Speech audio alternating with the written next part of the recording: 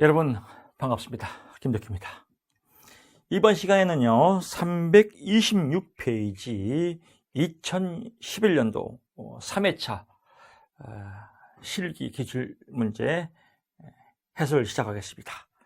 마찬가지로 18문제가 출제가 됐죠. 1번부터 가보겠습니다. 1번 최저임금제의 긍정적 효과다.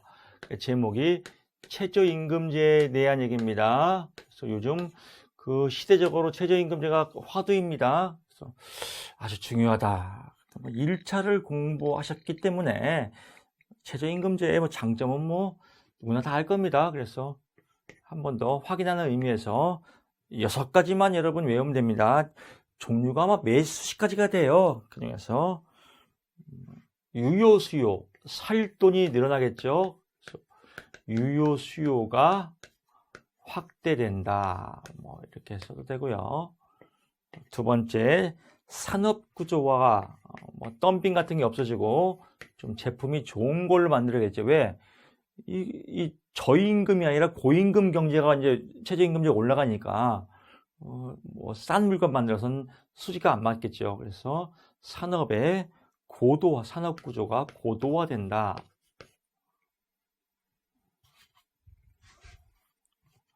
구조가 고도화된다라고 보면 되겠고요. 3번 서로 이제 공정 경쟁이죠. 똑같이 이런 맥락입니다.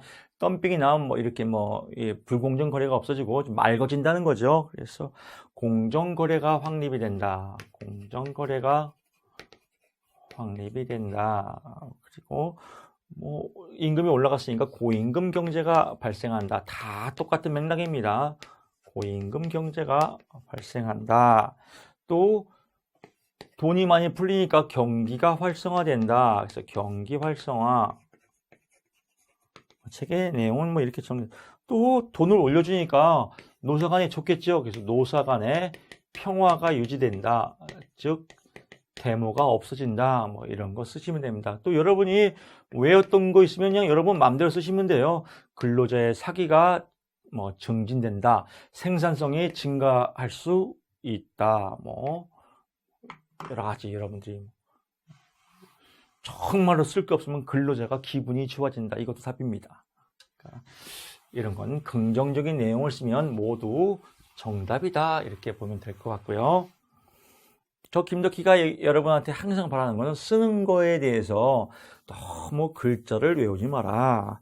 글자를 외우는 시험이 아니다. 그래서 문제를 이해하고 문제에 맞는 타당도의 키워드를 쓰면 모두 정답으로 인정한다 라고 보는 겁니다. 인지적 오류의 종류 3가지 2번 나왔습니다. 이거 또 나왔네요. 저번 강의 때 나온 건데, 그러니까 나온 문제가 또 나와요. 정말 깐이 또 깐다고 정말로 이렇게 연속해서. 인지적 오류,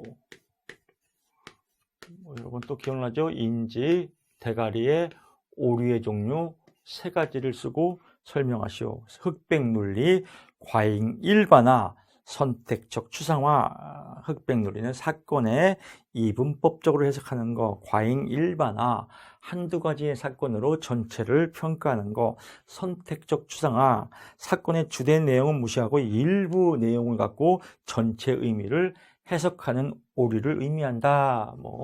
지난 강의 시간에 여러분 똑같이 문제가 나왔기 때문에 이 정도로 해도 여러분이 이해를 하실 겁니다. 3번 인지정서 행동, 인지정서 상담이론, REBT죠. 그러면 인지정서는 R이게 되겠죠. RET 이론인데 같은 맥락입니다. 인지정서 행동에서 문제가 되는 것은 무엇이냐? 비합리적 신념이다. 이 비합리적 신념을 일으키는 당위성의 오류라고 한다. 비합리적 신념의 근거가 되는 당위성의 오류가 뭐냐? 즉 비합리적 신념의 뿌리를 갖고 있는 고정관념이 뭐냐? 그래서 이걸 보고 당위성의 오류라고 한다. 예를 들어 설명하라고 나왔죠. 그래서 예를 들으면 되겠습니다.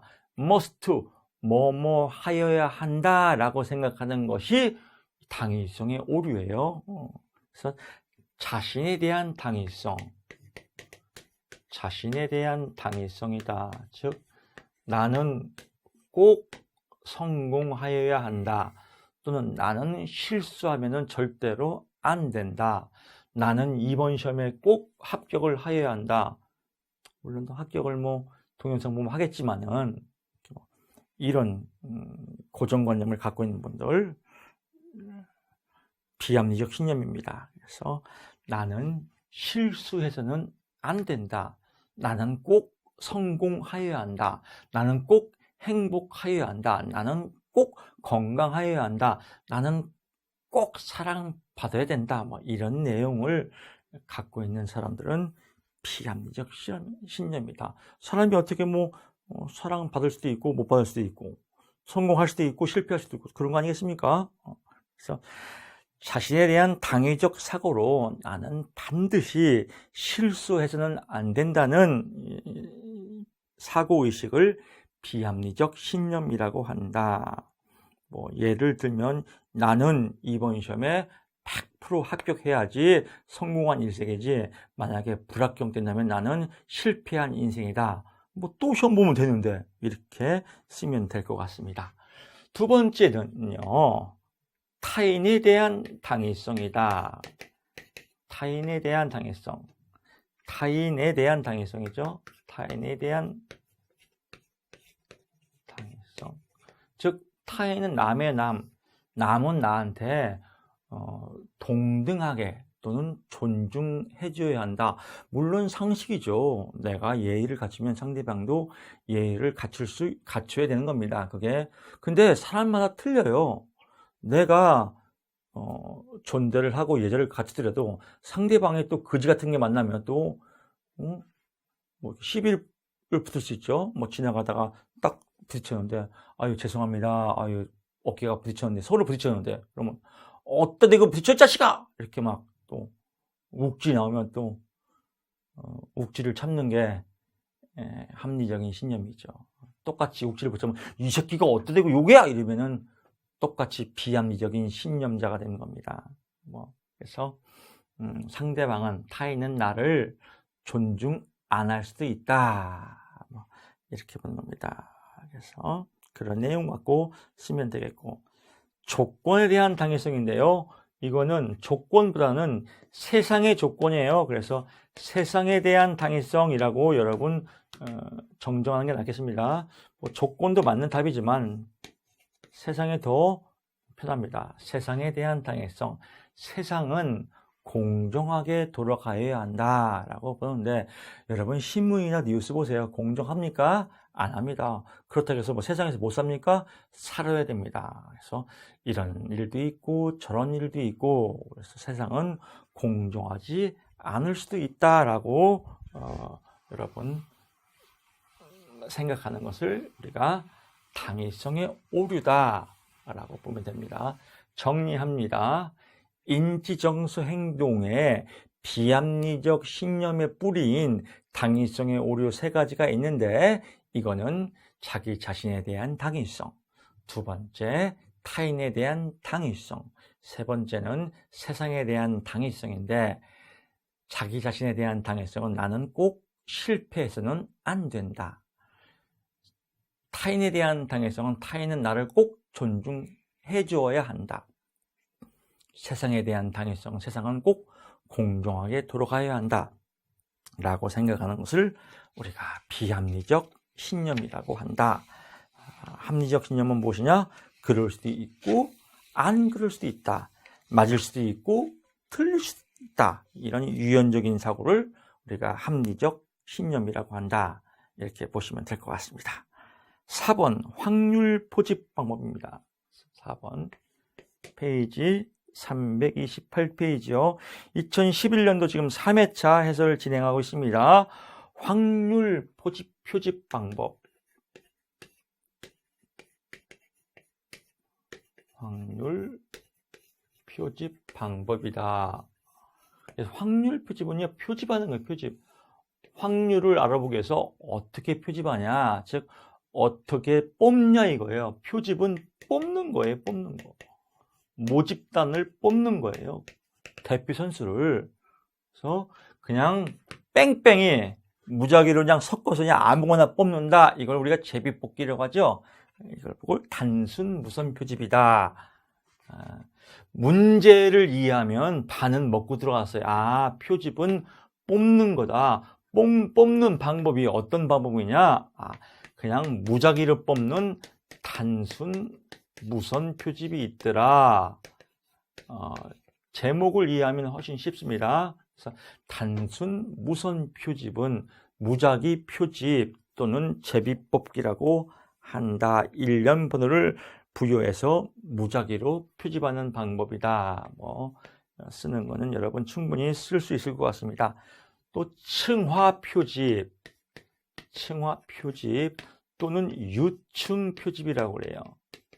유층 표집이라고 한다. 즉 층이 있다는 거죠. 층이 어떤 층이냐?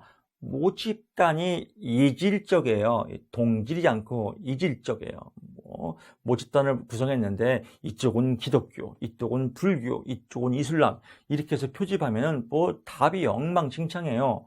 그럴 때 표집하는 방법에서 동질적인, 이질적인 하위 단계 중에 이질적으로 구성이 된 모집단에서 표집하는 방법을 우리가 층화 표집 또는 유층 표집이라고 한다. 그래서 성별, 지역, 연령, 종교 이런 게 있을 때 각 하위 집단을 할당을 주어 표집하는 방법이다. 각 이질적인 집단에 할당을 줘서 표집하는 방법이다. 그래서 이렇게 보면 되겠고요. 다음에 집락 표집 또는 군집 표집이라고도 그래요. 집락 표집 다른 말로 군집 표집이다. 똑같은 표현입니다. 요 집락은 집단이에요. 집단, 군집. 그래서 속성이 똑같죠. 그래서 모집단이 동질 집단으로 되어 있을 때 집단 전체를 표집하는 거예요. 집단 전체를 전체를 표집해도 상관없겠죠. 동질적이니까. 예를 들면 3학년 1반, 2반, 3반 서로 성질이 똑같지 않습니까? 그래서 모집단이 동질적인 집단으로 이루어졌을 때 표집하는 방법을 집락 표집, 이질적인 집단으로 이루어질 때는 유층 표집, 또 무작위를 표집하는 걸 단순 무선 표집이다. 이렇게 보면 될 것 같습니다. 5번 의사 교류 분석의 제한점 2가지를 쓰시오라고 나오는데 저번 2011년 2회차에서도 의사 교류 분석 나왔었죠. 그때는 생활 양식이 나왔었는데 의사 교류 분석에 여기는 제한점 2가지예요. 제한점. 즉 문제점이 뭐냐 이거예요. 문제점이. 에릭 번이 주장했다고 여러분 기억하시죠? 에릭 번은 정신과 의사입니다. 그래서 프로이트 학파의 영향을 받은 이 에릭 번이 프로이트의 학파에 잘 보이기 위해서 자아를 연구했어요. 자아를 연구했는데 프로이트 학파에서 안 받아줬어요. 그래서 교류 쪽으로 이렇게 턴을 한 이런 상담 이론입니다. 그래서 첫째는 자아 구조를 연구했고, 두 번째는 교류 패턴을 연구했고, 세 번째는 생활 양식을 연구했는데 이 세 가지가 교류 분석의 세 가지 틀입니다. 근데 이 자아 구조는 성인 구조 또는 부모, 성인자, 부모자, 어린이자, 그래서 AP, CP, 이렇게 전문 의학적 용어들이 많이 나옵니다. 그래서 용어가 주로 영어로 많이 되어 있습니다. 약자로. 주요 개념이 교류 분석은 주요 개념이 지적 능력이 낮은 내담자에게는 부적절하다. 왜? 전문 용어들이 많이 나오기 때문에 그렇다. 그래서 지적 능력이 부족한 내담자에게는 활용하기가 힘들다. 두 번째는요, 이 주요 개념이 그럴 것이다예요. 그래서 과학적으로 입증되지가 않았다라고 보고, 또 3번 비슷한 맥락입니다. 추상적입니다. 그래서 추상적으로 이루어져 있기 때문에 과학적인 증거가 제시되지 않았다. 주요 개념이 추상적 개념으로 이루어져서 과학적인 증거가 제시되지 않았다라고 해서 여러 번 쓰면 큰 문제가 없을 겁니다. 고트프레드슨 또 나왔네요. 그러니까 2011년도는 아마 출제자가 저번에 냈던 거 몇 개 다 좀 이게 좀 게을러서 그래요. 좀 다른 문제를 내야 되는데 급했나 봐요. 그냥 전년도 그대로 베낀 것 같아요. 6번 고트프레드슨이 제시한 직업포부 4단계. 요즘의 문제들은 이렇게 연속해서 많이 안 나옵니다. 18문제 중에서 연속해서 나오는 문제가 뭐 한 문제 정도, 두 문제, 한 문제 정도만 나오는 것 같아요. 요즘 그 트렌드를 보게 되면요. 옛날 문제이기 때문에 이제 많이 나왔죠. 자, 고트프레드슨 6번입니다. 고트프레드슨 저번에 강의 다 했기 때문에 고트프레드슨은 여자예요. 그래서 힘센 사내를 좋아한다. 힘성 사내. 이렇게 그냥 여러분 외웠어요. 또 이걸 갖고 또 아니 뭐 여자라고 힘센 사내를 좋아해? 막 이렇게 따지면 안 돼요. 그 정도 인지 능력 있으시죠? 그래서 힘센 사내다. 여러분 외우기 편하게끔 이렇게 연상적으로 맞는 겁니다. 고트프레드슨이 무엇을 주장했냐? 직업 포부 발달이다. 직업이 어떻게 발달되냐? 포부가 직업 포부 발달 이론이다. 그래서 이 제목을 외워야 돼요. 대부분이 오프라인 강의를 여러분 이렇게 보면은 꼭 이렇게 외워요. 고트프레드슨 힘센 사내 힘과 크기 지향성. 고트프레드슨이 뭔데? 그건 몰라요. 그냥 고트프레드슨이에요. 이렇게 하면 안 돼요. 고트프레드슨의 직업 포부 발달. 직업이 어떻게 포부가 발달되냐? 이거는 나이별로 발달되더라. 포부가 바뀌니까. 그래서 3세, 5세, 여기는 6세, 8세. 그래서 나이까지 시험 잘 나옵니다. 여기는 9세, 13세, 여기는 14세 이상. 이렇게 힘과 크기 지향성에 따라서 직업 포부가 발달되고, 성역할 지향성에 따라서 직업 포부가 발달되고, 사회적 가치에 따라서 직업 포부가 발달되고, 내적 고유한 자아 지향성에 따라서 직업 포부가 발달되더라. 그래서 쓰는 거는 뭐 힘과 크기 지향성, 어른이 된다는 의미를 알게 되면서 힘과 크기에 따라서 직업 포부가 발달된다. 뭐 이렇게 여러분들 양념으로 버무리면 됩니다. 책에 제가 간결하게 이해 쉽게 써놨기 때문에 여러분 뭐 글자를 외우면 안 됩니다. 이해가 다 될 겁니다. 자, 6번 됐고요. 7번 갑니다.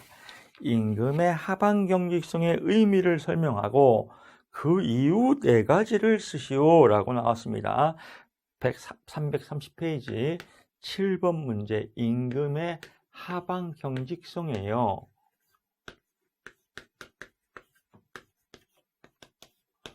즉 하방 밑에 방향으로 경직 딱딱하다 이거예요. 무엇이?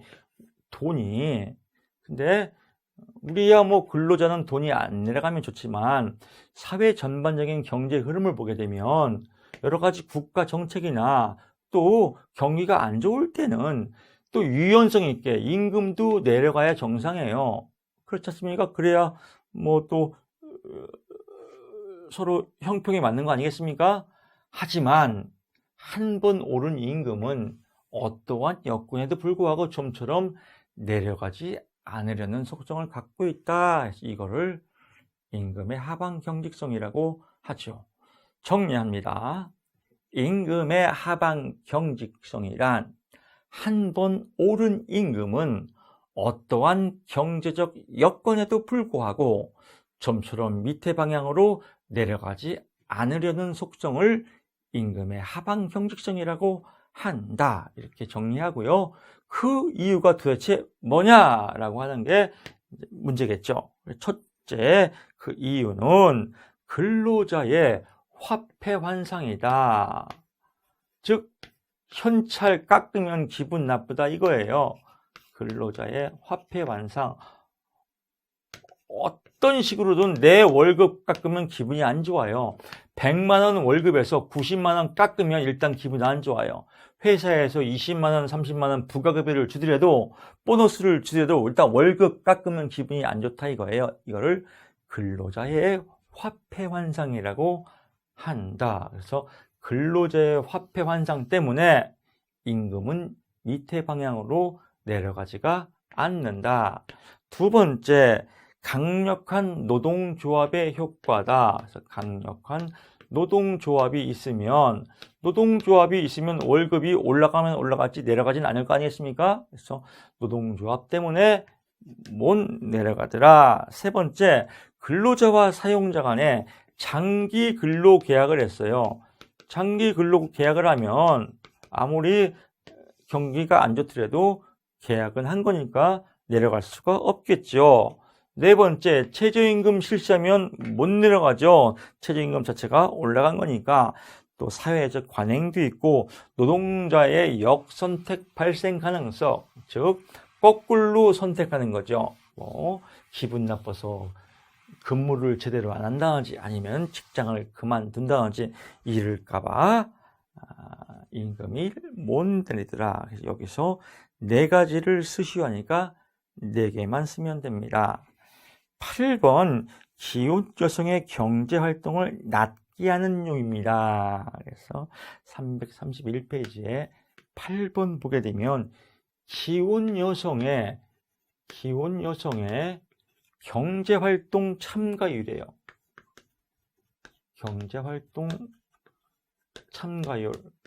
경제활동 참가율 하려면 뭘 먹어야 돼요? 생강을 먹어야 된다. 이렇게 여러분 또 자동적으로 기억이 날 겁니다. 즉, 기혼 여성이 이제 주로 기혼 여성이라고 하면 아주 쉽게 말하면 경단녀예요. 경력 단절녀가 새롭게 직장을 잡아야 되는데 이 경제활동이 잘 못 잡는다 이거예요. 그 이유가 뭐냐 이거예요. 그러면 여기서 낮게 하는 요인을 할 게 아니라 결정 요인을 먼저 알면 됩니다. 즉 시장 임금에 따라서 기혼 여성의 경제활동이 결정되어진다. 그래서 시장 임금. 두 번째, 6가지니까 두 번째, 자녀의 남편의 소득, 남편이 소득을 많이 주면 일을 안 하겠죠. 또 기타 가구원, 자식이 돈 많이 주면 일을 안 하겠죠. 기타 가구원의 소득, 또 자녀의 나이, 또 자녀의 숫자, 또 이렇게 가계 생산 기술의 발달, 이걸로 외우는 게 더 쉬울 것 같아요. 가계 생산 기술의 발달. 가계 생산 기술의 발달은, 가계 생산 기술은 무슨 말이냐면요. 가전제품이에요, 가전제품. 가전제품이 얼마큼 잘 발달되었냐, 안 발달되었냐. 가계 생산 기술이 얼마큼 잘 발달되었냐. 그래서 시장 임금이 낮으면 기혼 여성의 경제활동 참가율은 떨어지겠죠. 남편의 소득이 높으면 기혼 여성의 경제활동 참가는 떨어지겠죠. 기타 가구원의 소득이 높으면은 경제활동 참가가 떨어지겠죠. 왜? 돈을 다 벌어오니까. 자녀의 나이가 어리면 경제활동 참가율은 떨어지겠죠. 왜? 애기 보느라고. 자녀의 숫자가 많으면 경제활동 참가는 떨어지겠죠. 왜? 애들 키워야 되니까. 가계 생산 기술이 발달되지 않았어요. 즉, 빨래고 밥이고 이런 걸 다 손수해야 돼요. 그러면은 경제활동 참가가 떨어지겠죠. 왜? 시간이 없으니까. 그래서 이런 내용 쓰면 되겠고요. 기혼 여성의 경제활동 참가율을 높이는 방법 하면은 거꾸로 가면 되겠죠. 시장 임금이 높을수록 경제활동 참가율은 높다. 결정 요인은 시장 임금에 따라서 기혼 여성 참가율이 결정된다 해서 여러분 똑같은 문제 갖고 세 문제를 서로 풀어볼 수가 있습니다. 일단 책에 나왔지만 교육 수준이 낮을수록 또는 타가 시설이 갖춰지지 않을수록 파트타임 시장이 잘 발달되어 있지 않을수록 뭐 이런 거 쭉쭉 그냥 쓰면 됩니다. 뭐 상식선에서 문제입니다. 후번 파슨스입니다. 파슨스. 특성 이론 상담학자에서 상담자가 해야 할 일 3가지를 쓰고 설명하시오. 상담자입니다. 파슨스는 특성 이론이죠. 그래서 주로 진로, 학교 현장에서 출발하였다. 진로의 아버지 파슨스다. 이렇게 보시면 됩니다. 발달의 아버지 스퍼, 진로의 아버지 파슨스, 흥미의 아버지 홀랜드. 이렇게 여러분 탁탁 구분이 되어야 합니다. 그래서 파슨스 진로할 때 보통 특성 이론의 특징은 분석과 데이터가 기본 필수입니다. 그래서 윌리엄슨의 여러분 상담 과정 분종진 예상추 이렇게 나오지 않습니까? 그래서 분석이 필수다. 무엇을 분석하냐? 파슨스도 너를 알아라 이거야. 네 자신을 알라. 소크라테스처럼. 그래서 자기 자신을 분석하고, 2번째 직업 세계를 분석하고, 3번째 합리적이고 과학적인 매칭을 시켜줘야 한다. 그래서 자기 분석, 내 남자의 능력과 적성과 흥미, 성격, 가치, 지원 이런 건 다 쓸 필요가 없습니다. 내 남자의 능력 및 적성, 흥미와 같은 것들을 특성을 명확히 파악해서 상담을 하여야 한다. 즉 내 남자 자기 자신을 분석하여야 한다. 2번째 직업 분석, 직업 세계에서 성공, 보상, 전망 이런 거에 대한 정보를 알아야 한다. 누가? 상담자가. 즉 내 남자도 분석해서 알아야 되고 직업 세계도 전문적으로 알아야 해서 이 2가지를 과학적으로 매칭하는 것이 특성 이론에서 파슨스가 주장한 상담사의 자질, 해야 할 태도라고 한다. 여러분, 그래서 아주 어렵지 않을 겁니다. 자기 자신에 대한 분석, 직업 세계에 대한 분석, 과학적이고 합리적인 매칭 이렇게 보면 될 것 같고요. 10번 문제 갑니다. 10번 행동주의 상담이에요. 행동주의 상담에서 노출치료법이에요. 노출치료법입니다. 즉 노출시키는 거예요.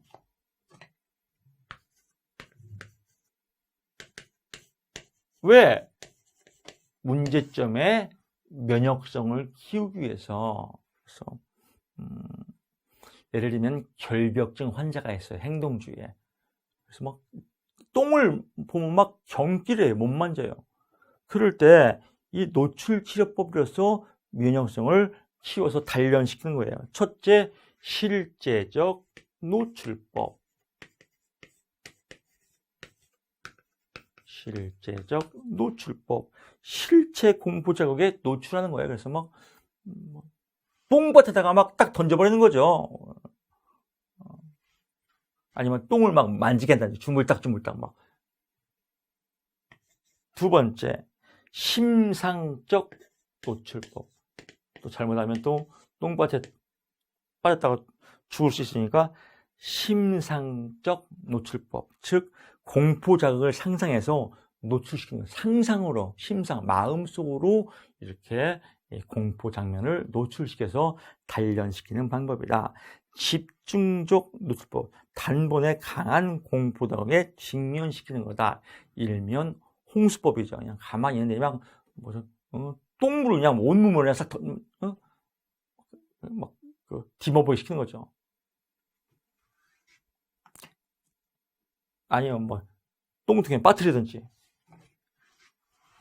하여튼 자, 행동주의에서 노출치료법의 3가지는 이상한 행동, 즉 공포를 느끼는 행동에 대해서 면역시키고 단련시키는 것을 노출치료법이라고 한다.